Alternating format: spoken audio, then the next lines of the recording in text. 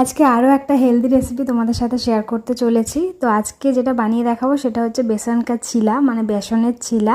সেটা মোটামুটি সবাই তোমরা জানো, যারা ওয়েট লস জার্নিতে আছো তারা এটা বানিয়ে খেতে পারো। তো বলে দিই আমি এটা কিভাবে বানিয়েছি। আমি এখানে নিয়েছি ডিম, পেঁয়াজ, কাঁচা লঙ্কা, ক্যাপসিকাম, টমেটো সব কিছু কুচো কুচো করে নিয়েছি। আর একটু স্বাদ হওয়ার জন্য ধনে গুঁড়ো, জিরে গুঁড়ো, নুন। তোমরা চাইলে শুধু গোলমরিচের গুঁড়ো ব্যবহার করতে পারো। আর নিয়েছি পনির। এখানে ডিম আর পনির একসাথে আমি নিয়েছি। বেসনের চিলায় নর্মালি ডিমটা নেয় না, এটা আমার চয়েস, আমি নিয়েছি। তোমরা চাইলে যে কোনো একটা নিতে পারো। কড়াইতে অল্প একটু তেল দিয়েও তোমরা করতে পারো, কিন্তু এখানে আমি একদমই তেল ছাড়া করেছি। তেল ছাড়া করলেও কোনো অসুবিধা নেই, খেতে কিন্তু একই রকম হয়। তোমাদের যাদের আমার মতো রোজ রোজ বানানোর সুযোগ থাকে না, তো আমি এখানে একটু বেশি করেই বানিয়ে নিয়েছি। এবার এটাকে টাইট করে ফ্রিজের মধ্যে রেখে দেবো। বিকেলে স্ন্যাক্স হিসেবে এটা খুব ভালো একটা অপশান। এছাড়াও আরও বিভিন্ন খাবার তোমরা খেতে পারো, হেলদি খাবার, সেই রেসিপিও আমি নিয়ে আসতে চলেছি। তার জন্য আমার চ্যানেলটাকে সাবস্ক্রাইব করে রেখো। আজকের মতো টাটা।